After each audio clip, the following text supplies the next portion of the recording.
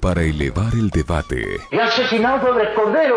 Dios solo sabe lo que pasaba en esta república. para ampliar la reflexión, El pueblo no aguanta más injusticia, se cansó de tus mentiras. porque la historia nos convoca, Porque esta gran humanidad ha dicho basta y ha echado a andar. Voy agitando, transformando, desde hoy voy. porque somos parte de una generación. I have a dream. Yes, we can.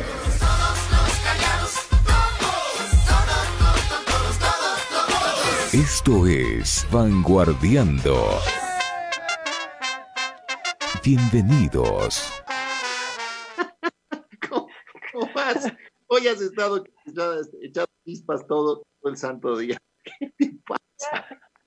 Esa es la forma de encontrar en la naturaleza a seres como yo, echando chispas todo el día, pero bueno, al menos verte a ti y estar con nuestros oyentes nos anima, nos refresca un poco y nos mantiene al día. Así es que, querido Ramiro, compañero de los malos días, que tengas una buena tarde, como sueles decir. El próximo Te domingo, acabaste el pan. el próximo domingo es Día de la Madre. Sí, señor. Sí, acabé el pan. Mañana voy a Te hacer acabaste más el pan. Mañana Bueno, voy a nuestros hacer oyentes más. tienen, primero, nuestros oyentes tienen que seguirle y ver en su cuenta de Instagram. ¿Cuál es tu cuenta en Instagram, Ivette? Etzeli. Se mandó un pan, pero yo no sé si estaba mejor el pan o las fotos del pan, pero te mandaste un pan y unas fotos espectaculares la semana anterior. Oye, eso ya reencontrarse con las formas originales de la vida, eso de hacer pan. Yo le recomiendo hacer pan a todos nuestros oyentes porque cómo se transforma la masa, cómo leuda la masa, estar pendiente de cada paso, es impresionante. Me encantó. Mañana voy a volver a hacer pan y voy a repartir a mis amigas y a mis amigos un poquito de pan para que tengan también el gusto de comer un poquito de lo que estamos preparando en casa. Y así creo que nos toca a todos, ¿no, Ramiro? Sin duda, no. Yo me he hecho un experto en hacer arroz, pero soy un mago para hacer arroz. Y claro, hay un tema que el teletrabajo absorbe. María del Carmen está absorbida por su trabajo, entonces yo soy el de los quehaceres domésticos en la medida en la que me dejan, porque además hay ciertos temas. Yo cocino bien, yo cocino limpio pésimo. O sea, no, estoy prohibido de lavar cosas porque lavo mal, entonces me dicen que rompes todo, segurísimo. Sí, sin duda. Yo todos los días rompo algo, así es que hay que, cuando termine esta emergencia, lo que tendremos que salir corriendo es a comprar vasos, porque ya no hay. Ya, todos los vasos están rotos, y no porque estoy echando chispas, sino porque se rompen solitos. O sea, estás bebiendo vodka como rusa, vaso bebido, vaso roto. Al Saricani, esa es que habíamos conversado hace varios programas atrás. ¿Cómo es? En ropa interior bebiendo vodka en este frío. Bebiendo en Finlandia. En Finlandia, exacto. Ajá. Bueno, hoy vamos a hablar... 2 cucharas de caldo y mano a la presa. Exacto. Hoy vamos a hablar de algunos temas. Vamos a hablar sobre las paradojas políticas que nos ha traído esta pandemia de la COVID, pero antes vamos a ir a nuestro primer corte musical. Esta es una recomendación de Ramiro. La semana pasada nos dejó Óscar Chávez, un cantautor mexicano, falleció a los 85 años de edad. En México fue considerado, me parece que hace pocos años, como patrimonio musical vivo de los Estados Unidos mexicanos. Hemos planteado un programa para hablar de estas paradojas políticas en tiempos de pandemia. En medio de la pandemia reluce la peor clase política, Ramiro. No sé si tú estás de acuerdo conmigo, pero antes quiero comentarte que este lunes amanecimos con 3,5 millones de infectados de COVID en el mundo y 241,712 fallecidos. Estados Unidos sigue siendo el país con mayor número de contagios. Hasta la actualidad tiene 1,161,000 personas contagiadas. Ecuador reporta casi 30,000 casos hasta el día de hoy. Pero las cifras oficiales ya no valen. Ya, no, las cifras oficiales ya no las podemos tomar en cuenta en este momento porque hay una variación que posible analizar. Así es que es posible tener estos datos generales que se informan alrededor del mundo. Debo dar una noticia a mi querido Ramiro, perdóname un segundo. Quiero recordarles, amigos y amigas, que mañana a las 3 de la tarde, o sea, a las 15 horas en el programa El Otro Relato, vamos a tener como invitados al alcalde de Quito, Jorge Yunda, a la asambleísta Verónica Arias, a Héctor Yepes y Jimmy Jairala, hablando de las responsabilidades de los gobiernos locales en la crisis de la COVID. Me parece que va a estar muy interesante, por eso lo recomiendo, Ramiro. Y además creo que en general los gobiernos, los GAT, lo están haciendo bien. Salvo Guayaquil en su municipio, que fue y sigue siendo un desastre. Pero en general el alcalde Yunda, el alcalde de Quito, lo está haciendo bastante bien. Fue muy crudo en la cadena de ayer. Dijo, a ver, del 75% de personas que han dado positivo en el test rápido están circulando por las calles, así que exhortó a la ciudad de Quito a ser más responsable, pero yo prefiero que me diga la verdad. O sea, yo prefiero un alcalde que me la pinte clara, que me diga la verdad, a alguien que se declare enfermo, que desaparezca y que después termine haciendo todo al revés, como terminó haciendo lamentablemente la alcaldesa de Guayaquil, doña Cintia Viteri. Alrededor del 70% de las personas infectadas estaban circulando libremente por la ciudad. Eso es absolutamente preocupante porque estamos intentando salir del confinamiento, pues no representa ninguna garantía para poder hacerlo. Así es que me parece interesante que mañana a las 3 de la tarde podamos sintonizar Radio Pichincha Universal para tener las impresiones del alcalde de Quito directamente y de otros especialistas y personajes públicos que van a poder hablar de las responsabilidades de los gobiernos locales. Querido Ramiro, el presidente de la República sigue ausente. No lo hemos visto. ¿Dónde estará? En los últimos. ¿Tú qué crees? Porque yo creo que el centro de operaciones es pura pantalla, literal, ¿no? Bueno, eso es un montaje escénico de lo más agradable, no se lo cree nadie. Pero mira, Iber, el tema es este. Yo quisiera empezar por ahí, un poco trastocando la pauta que teníamos en el programa. Pero mira, este fin de semana renunció el director del Hospital Eugenio Espejo de Quito, doctor Isurieta. Y el del Hospital Vaca Ortiz también renunció el día de ayer. Él renunció ayer. Ok, renuncian los dos directores de los dos hospitales públicos más grandes de Quito, los más importantes. Y en particular el doctor Isurieta se va hablándole al país, dirigiéndose al país a través de una carta, digamos que dirigida al presidente de la República, pero en realidad se circuló en redes, en donde él dice, a ver, yo no me voy, me echan, me sacan. ¿Y por qué me sacan? Porque me he opuesto y me opongo a una serie de contratos que están queriendo hacer en el Hospital Eugenio Espejo. El ministro de Salud, Ceballos, inicialmente me respaldó, y al día siguiente, dice el doctor Isurieta, exdirector del Hospital Vaca Ortiz, al día siguiente el ministro me dijo, ve, andate nomás.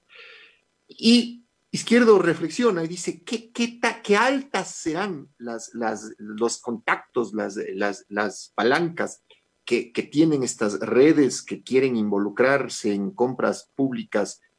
Además, en el momento de la pandemia, en el momento donde la gente se está muriendo, ¿qué altas serán? Dice, que le hacen torcer la mano al ministro. Entonces yo te digo, a ver, ¿qué hay más alto que un ministro? ¿Qué hay más arriba que un ministro? El presidente de la República. Yo no encuentro dentro de la pirámide del Estado que hay más arriba. Veo que ahora la Fiscalía del Estado ha hecho una serie de allanamientos, pero no por el tema del Vaca Ortiz, sino por el tema de la compra de unas bolsas de basura, porque son eso. Tú me mandaste un link de la cuenta de Twitter de Water, de la persona que ahora se hace cargo del IES, donde sube las fotos de unas bolsas plásticas, que evidentemente son bolsas, él dice bolsas artesanales, vendidas en $140 y pico al Hospital de los Ceibos en el IES en Guayaquil. Oye, Ivette, y la Fiscalía, claro, ante eso ya supongo que Water les habrá dicho, antes de hacerme cargo de esta historia, oigan, al menos esto paren, ¿no? Y la Fiscalía ha hecho una serie de allanamientos hoy en la mañana en Quito y en Guayaquil por el tema de las fundas plásticas y para cadáveres, ¿no? Fueran fundas para cadáveres y terminaron siendo unas fundas artesanales. Y en cuanto al Baco Ortiz, leo por ahí también que han hecho una especie de comisión anticorrupción dentro de los hospitales Baco Ortiz y el hospital de Los Heridos y el Eugenio Espejo. Oye, Ivette, qué mal estaremos, y por eso regreso a tu planteamiento inicial de que es la peor clase política que hemos tenido. Yo sostengo que en la historia del Ecuador, o sea, yo pensaba que antes la de 1859, cuando había tenido en este país de 4 metros, tenía 5 gobiernos, uno en Loja, otro en Guayaquil, otro en Cuenca y otro en Quito. Yo decía, bueno, lo peor que nos pasó fue en 1859, además era una república recién hecha. Pero no, lo peor es esto. O sea, que en medio de la gente muriéndose, de los cadáveres en la calle, además roben. Oye, Ivette, no tengo palabras, o sea, es que si te digo lo que estoy pensando, tienes que ponerme garabatos en la pantalla y en el sonido porque son puros improperios lo que estoy pensando. Creo que es lo que todos sentimos, Ramiro.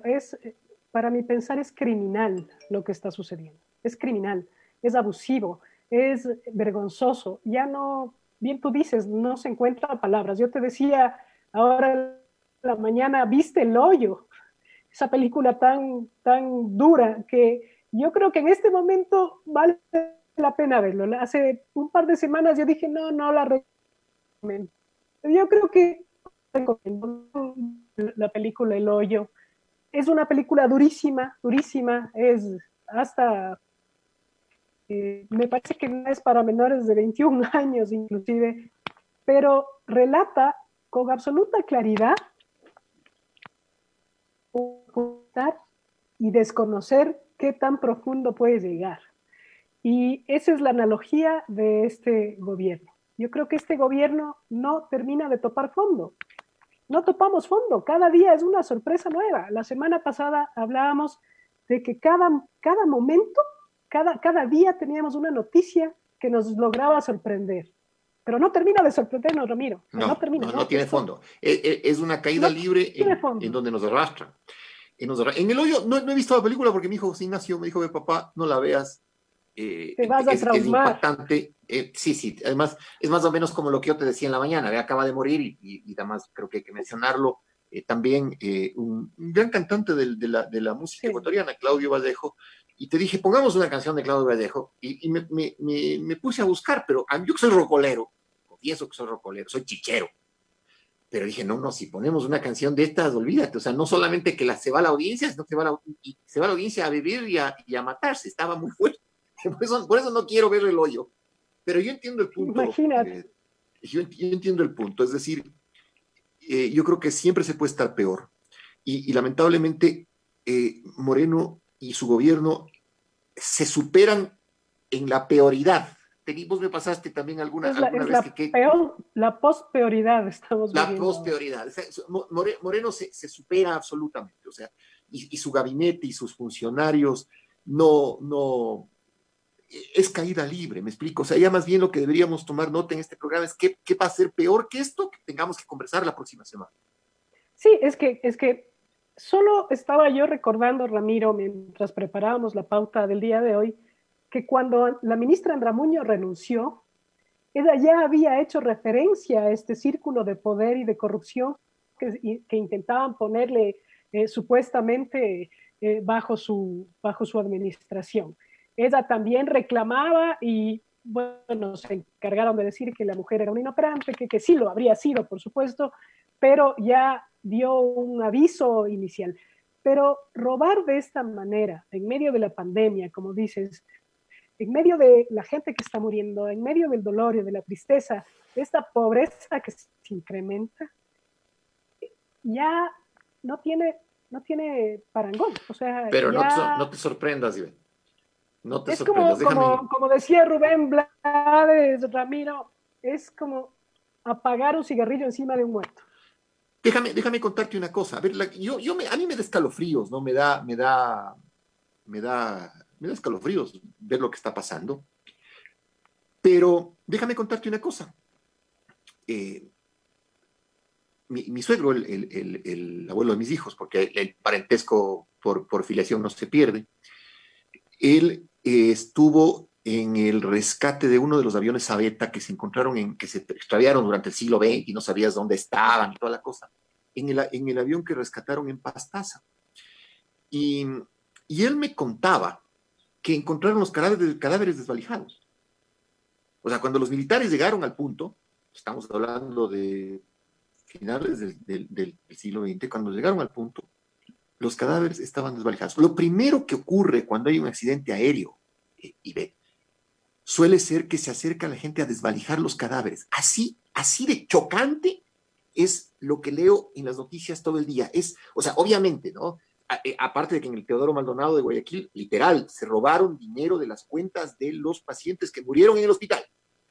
Pero cada que leo las noticias, es mi sensación de que se están robando, se están desvalijando los cadáveres. O sea, es una cosa, te estremece, ¿no? Te escueces.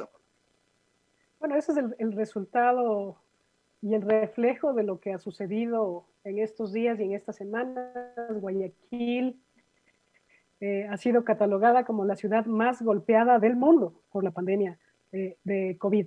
Y hay 131 cadáveres en estado de composición que llevan 3 semanas, Ramiro. 3 semanas sin identificación, en morgues temporales, en contenedores fuera de los hospitales.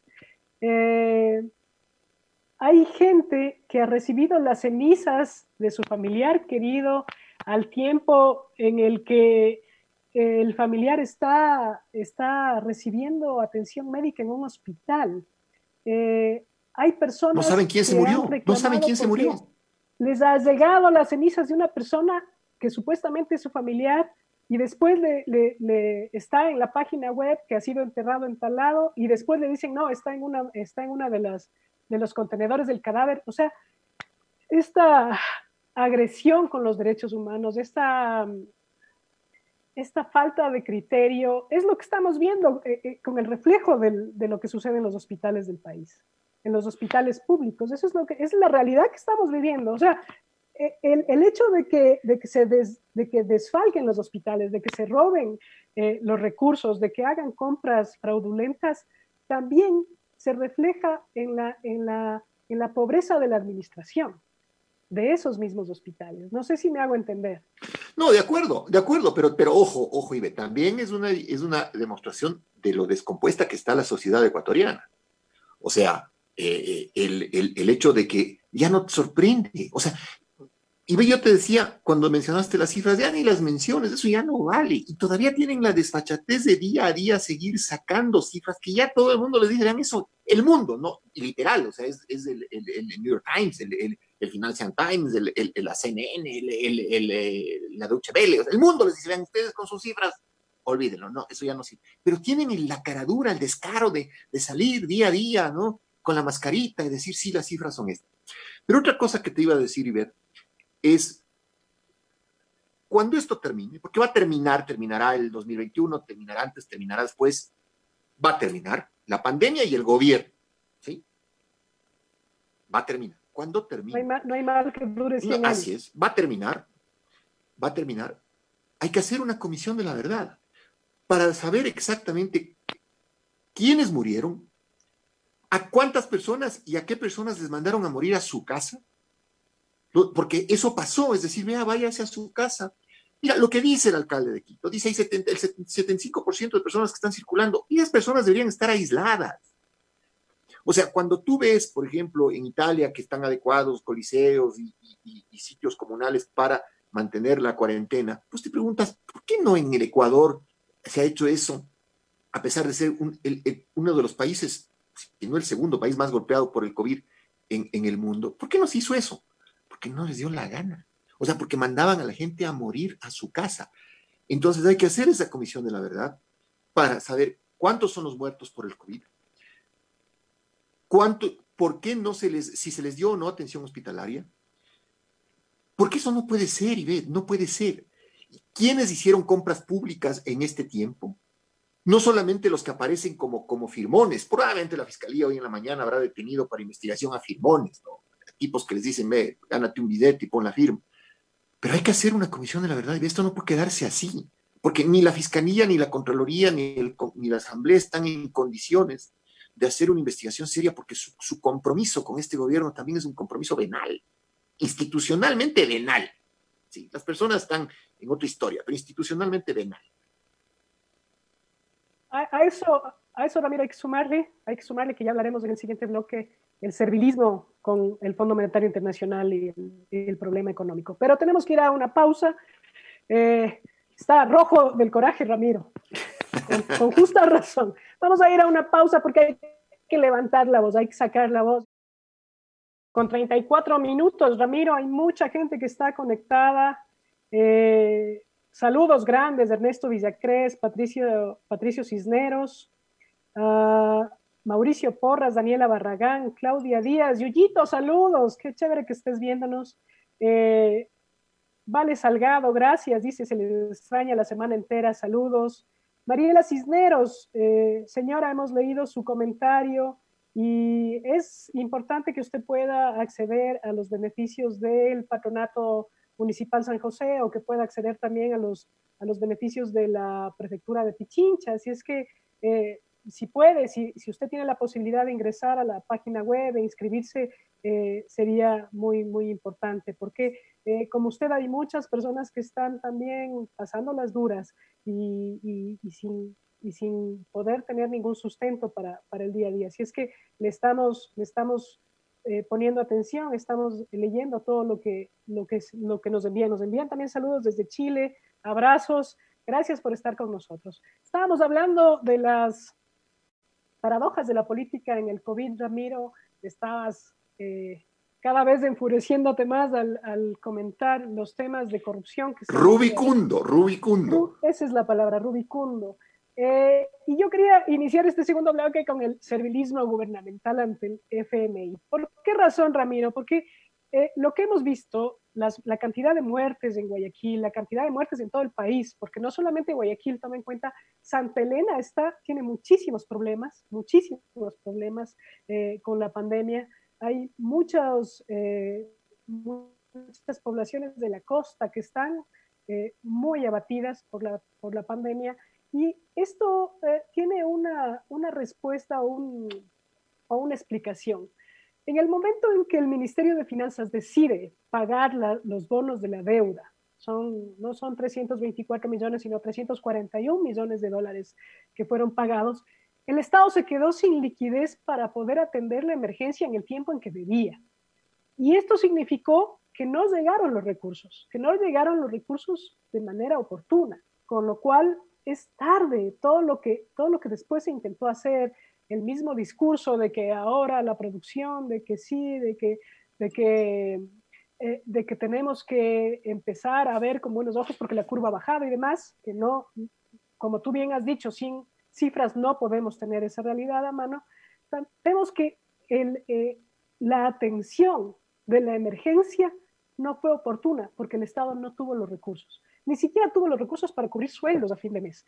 Por lo tanto, tampoco tenía recursos para atender la emergencia. Pero además, los pocos recursos que estaban siendo designados para la emergencia estaban siendo parte de procesos de corrupción, de compras de 10 millones en mascarillas, en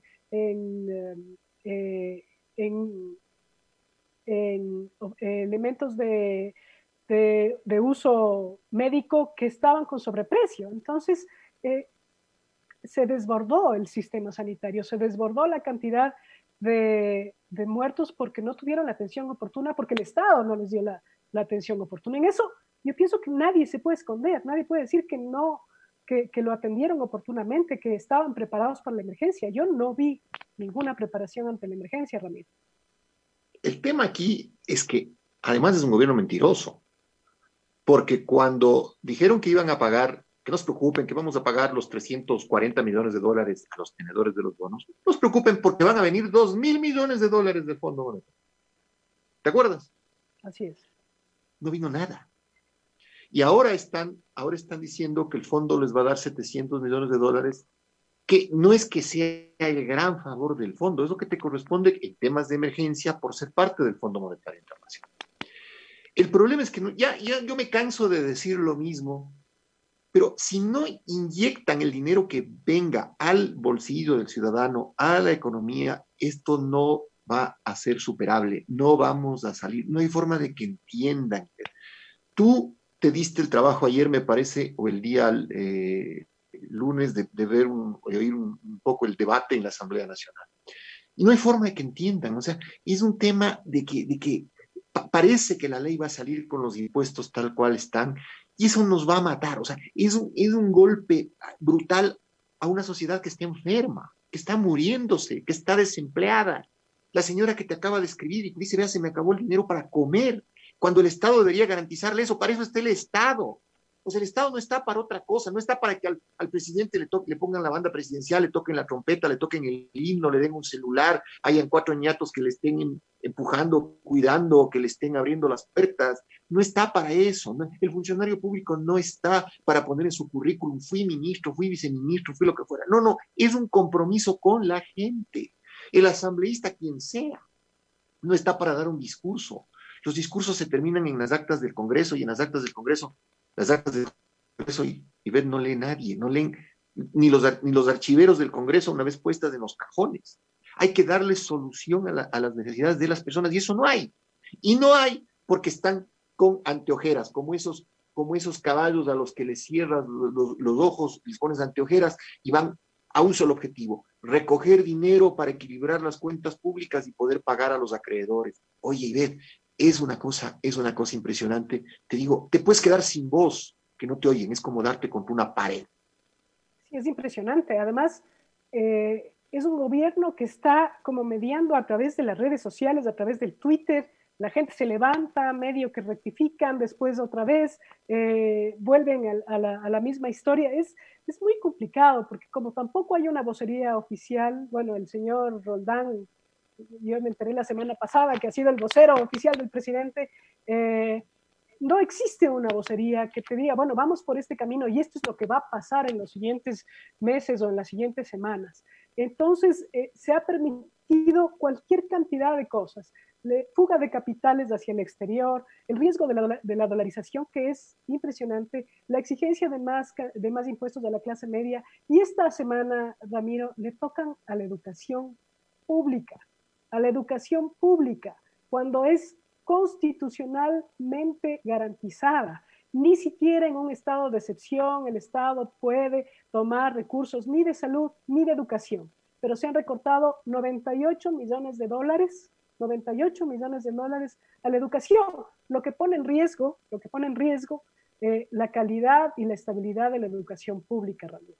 Esto es un golpe más bajo todavía. Cuando decíamos, vamos, ya este gobierno no encuentra más subsuelos a los que bajar, pero sí los encuentra, ahí están. O sea, cada vez baja más subsuelos. Ayer estuve yo escuchando el pseudo debate en un canal de televisión entre la ministra de Gobierno, el alcalde de Quito y algunos funcionarios de la alcaldía de Guayaquil y algunas otras personas. En este debate, que duró alrededor de 1 hora, Ramiro, no menos de 15 veces se mencionó la palabra universidad.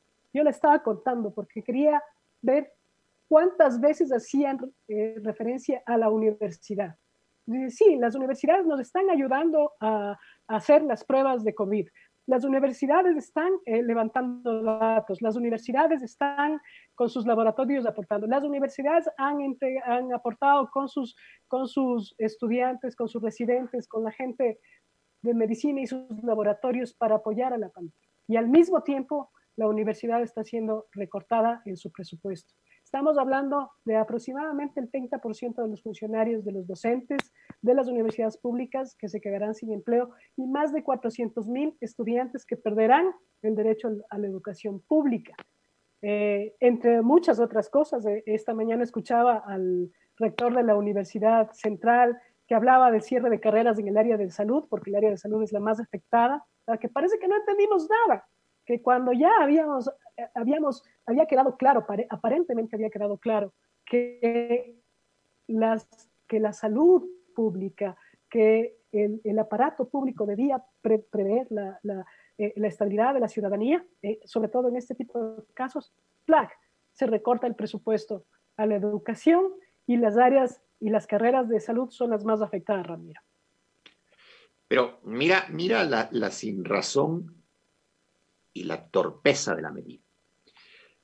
El gobierno está despidiendo servidores públicos, está reduciendo los salarios de los servidores públicos, y la empresa privada está despidiendo trabajadores, alegando la famosa fuerza mayor, y están reduciendo el salario de los trabajadores.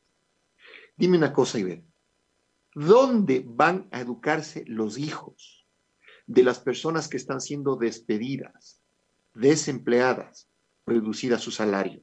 Ya no puedes pagar una universidad privada, que además en el Ecuador es absurdamente cara. Pero ¿dónde van a ir? ¿Dónde deberían ir? Deberían ir a la universidad pública. ¿No? Si tú le masacras a la educación pública, a la universidad pública, y le quitas recursos, ¿qué es lo que estás haciendo en el fondo? Estás masacrándole a la familia. Es decir, a esa familia le estás cobrando impuestos, le estás desempleando, y además estás impidiendo que sus hijos accedan a una educación superior de calidad. Los que tengan la suerte de conseguir cupo en la universidad entrarán, y los que no. Y además, los que entren con una universidad a la que le has quitado recursos, y los recursos básicamente son a docentes, a investigación, a publicaciones, vas a tener una calidad de educación pública desmejorada. Entonces, oye, te juro, no les entiendo, o sea, no entiendo la lógica. Te quieren dar, te caes, y el rato que quieres levantarte te vuelven a dar y te vuelven a ver en el piso. O sea, es un gobierno que se solaza de verle al ciudadano contra las cuerdas, pauperizado, golpeado. Esto de la educación pública realmente no le encuentro sentido, porque la lógica te dice, ok, si estoy desempleando, si estoy despidiendo, fortaleceré la educación de la salud pública para que la gente al menos tenga cómo curarse y cómo educarse. Estoy cogiendo las orejas cada rato porque están chorreando los audífonos estos que estoy usando, pero te juro, Ivette, no encuentro la lógica. O sea, ya lo único que falta es que entren a tu casa tipos armados a la medianoche a caerte a palos. Es lo único que falta. O que desaparezcan. Es lo único que falta. Ya lo único que falta. No, y no me sorprendería, es más. ¿Tú viste, Ramiro, la serie Dark? Ahí vi unos comentarios. Me hiciste ver, Dark, me debes 2 semanas de mi vida. Parece que volvimos al pasado. A mí me encantó la serie. Parece que volvimos al pasado. Estamos otra vez en los 90. Esto es un desbarajuste. El gobierno, bueno, yo digo que si las hidroeléctricas no existieran, también estaríamos con apagones, Ramiro. Por Sin eso, duda. déjame pasar al siguiente corte, porque el tiempo se nos hace corto y se nos va, pero quiero recordar este tema de la década del 90 con el cubano Fran Delgado y el blues del apagón, el disco Habana Blues. Yo cuando era joven, bastante más joven, cantaba esta canción, así es que es una canción que me gusta mucho, me trae buenos recuerdos, pero además me lleva a la nefasta década del 90, cuando teníamos que soportar los apagones. Cuando nos planteamos hacer el programa, hace ya casi un año, nos planteábamos, Ivette, el tratar temas, digamos que extrapolados de la política nacional. Pero no se puede ni en este momento, ni en estas circunstancias, ni con este gobierno, porque sería como alucinante, como delirante, como ponerte a hablar de otra cosa, meterte en una burbuja frente a una realidad que te sobrecoge y te desborda. Por eso a mí me sorprende, o sea, si nosotros no podemos, que somos ciudadanos, que al final tenemos la suerte de tener este espacio, de contar con la compañía y la audiencia de nuestros oyentes, si nosotros no podemos, a mí me sorprende la pasividad del presidente de la República. O sea, es un hombre que se aisló, ¿sí? Bajó la Lanford, literal, bajó la Lanford, se puso audífonos, algunos parecidos de estos que me están fastidiando, y a oír música. O sea, conmigo no es la cosa. Y esa ausencia del presidente generó este desmadre de poder en el que nos vemos inmersos, Ivette. Tú me preguntabas al inicio del programa, ¿y dónde estará Moreno. Hay un escritor español que escribe, para que veas lo cansado que estoy ya de estar dándome contra la pared, que tiene unos libros de humor magníficos, que es Enrique Jardiel Proncela. Y él escribió una vaina que se decía, y hubo alguna vez 11.000 vírgenes. Entonces hay que preguntarse ahora, parodiando a Jardiel, ¿y hay un presidente llamado Lenín Moreno en el Ecuador? ¿Ustedes tienen presidente? Exacto. Sí, ha sido triste a ratos. Tratamos, queridos oyentes, de levantar el ánimo, nos reímos un poco, intentamos superar esta preocupación, este dolor que tenemos, pero no es posible muchas veces. Así es que, así es, Ramiro, por suerte tenemos este espacio para poder decirlo que muchas personas están intentando también desde sus trincheras ser un poco más críticos, hablar las cosas claramente. Siempre el tiempo nos queda corto, pero me gustaría ver si, Ramiro, el siguiente programa habláramos un poco más sobre por qué la administración de la salud es tan apetecida, por qué, a quién se entregó la administración de salud en este gobierno para que podamos entender por qué estos altísimos niveles de corrupción, además niveles de corrupción en vivo y en directo, casi por streaming. Sí, pero estos son los chilchigüeros, estos son los chilchigüeros. O sea, los que estos están, son chauchas, dices tú. Chauchas, los que comen, los que raspan la mapahuira, esos son los que están robando en salud en este momento. Los chilchigüeros que raspan la mapahuira y los perversos, ¿sí? Los perversos, los que desvalijan cadáveres, esos son.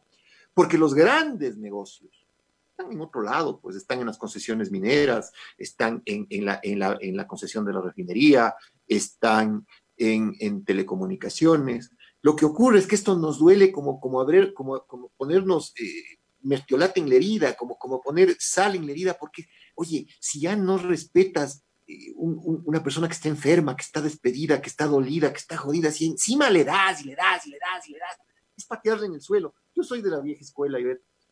No he sido nunca un tipo violento, nunca, pero cuando la vida me ha puesto en estas circunstancias, no rehuí las circunstancias. Hoy no lo haría ni de loco, tengo 52 años y soy el tipo que transpiro tranquilidad, pero jamás le pateé en el suelo a nadie, oye, y jamás, aparte de patearle en el suelo, le robé. Me explico, eso es lo que está haciendo el Estado. Te patea en el suelo, te deja inconsciente y te desvalija, te roba, y después cuando estás lastimado no tienes ni dónde curarte. Pero además a sabiendas que te están observando. O sea, a sabiendas que te están observando, eso es lo más paradójico. No les vale nada. Estamos ya, no topa fondo, tienes que ver el hoyo, el tiempo se nos ha acabado, gracias por estar con nosotros. Está Jean Paul Esteves, Ernesto Villacrés, José Luis Castillo, Mercedes Rosario Melo, gracias, dice de ese programa.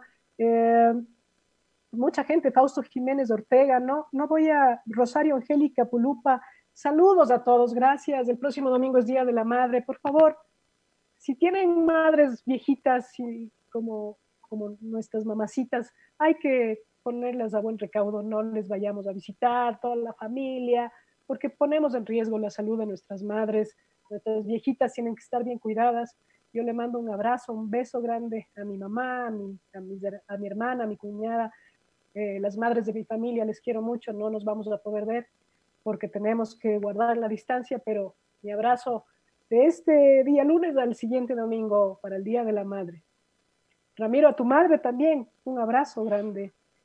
Mi madre, que es una campeona, que es un motor, un abrazo enorme. En mitad de semana mi sobrino Miguel cumple 16 años. Miguelo, no sé si nos estás oyendo, pero un abrazo enorme, mi sobrino querido.